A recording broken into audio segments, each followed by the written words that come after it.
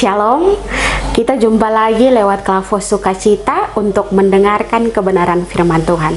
Saudara-saudari online yang diberkati Tuhan, sebelum kita mendengar sebagian dari kebenaran firman Tuhan, mari kita bersatu dalam doa. Kita berdoa.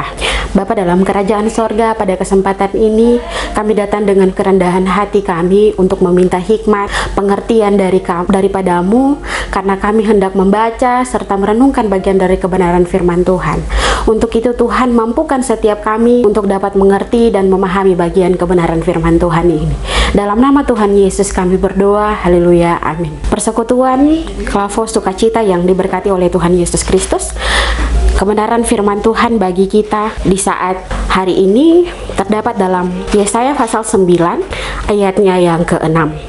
Demikian firman Tuhan. Besar kekuasaannya dan damai sejahtera tidak akan berkesudahan di atas tahta Daud dan di dalam kerajaannya, karena ia mendasarkan dan mengokohkannya dengan keadilan dan kebenaran.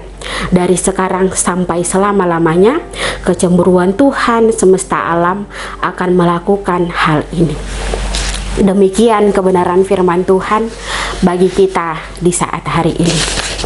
Persekutuan Klavos Sukacita yang diberkati oleh Tuhan Yesus Kristus, tema perenungan bagi kita di hari ini, kekuasaan abadi dan kedamaian yang didasarkan pada keadilan dan kebenaran. Persekutuan setia Klavos Sukacita dimanapun kalian berada, semoga kasih dan damai sejahtera Allah selalu menolong dan memberikan persekutuan online sekalian dan memberkati persekutuan online sekalian. Sebagai umat yang percaya, kita diberi kesempatan untuk belajar tentang kebenaran firman Tuhan.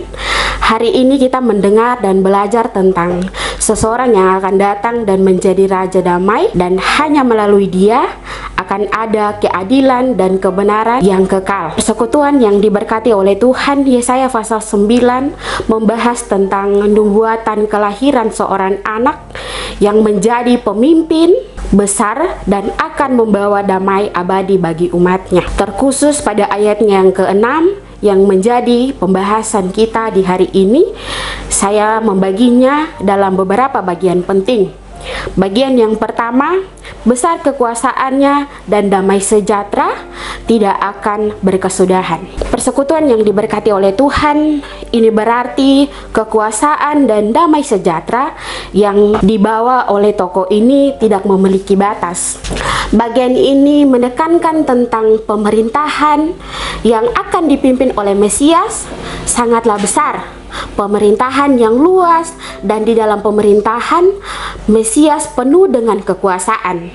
Ini menunjukkan kepada kita sebagai umat yang percaya bahwa kekuasaan dari Mesias meliputi seluruh alam semesta. Mesias akan memerintah dengan otoritas yang berasal dari Allah Bapa, dan kekuasaan ini akan memastikan keadilan, kedamaian, dan kesejahteraan bagi seluruh umat manusia.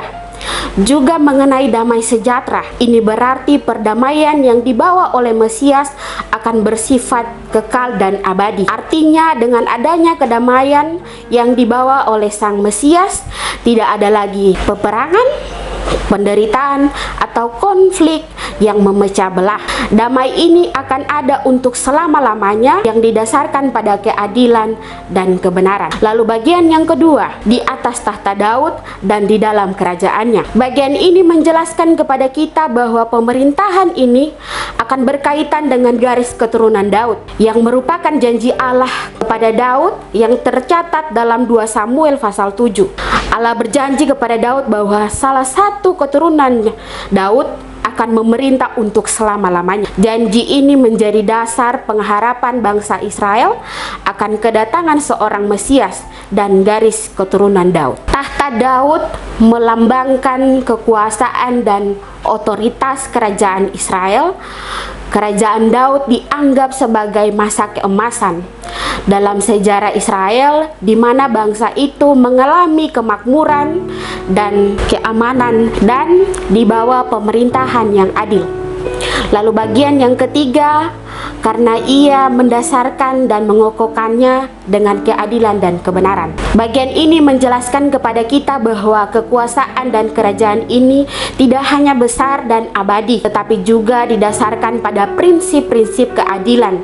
Dan kebenaran ini berarti bahwa pemerintahannya akan adil, benar, dan sesuai dengan standar moral Allah, memastikan bahwa setiap orang dilakukan dengan adil dan setara di bawah hukum dari sekarang sampai selama-lamanya. Keadilan dan kebenaran akan berlangsung di pemerintahan Mesias.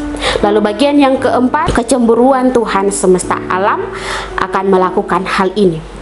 Kecemburuan dalam teks ini berarti semangat atau tekad Allah yang membara untuk melaksanakan rencananya. Ini menekankan bahwa Allah sendiri yang akan memastikan bahwa semua janji ini akan digenapi. Allah akan bertindak dengan kekuasaannya untuk mewujudkan kerajaannya yang adil dan damai. Persekutuan yang diberkati Tuhan, kita telah memasuki minggu Advent yang pertama dari 4 minggu Advent. Dalam menjalani minggu-minggu Advent ini tentunya akan ada hal-hal yang harus kita persiapkan, baik itu hal-hal jasmani tetapi juga hal-hal rohani.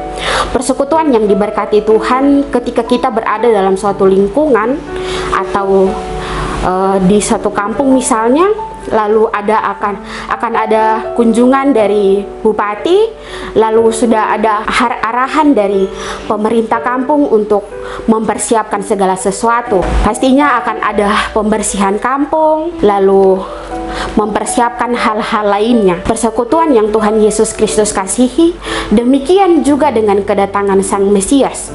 Ada hal-hal rohani yang harus kita persiapkan dalam diri kita masing-masing untuk menyambut kedatangan Mesias.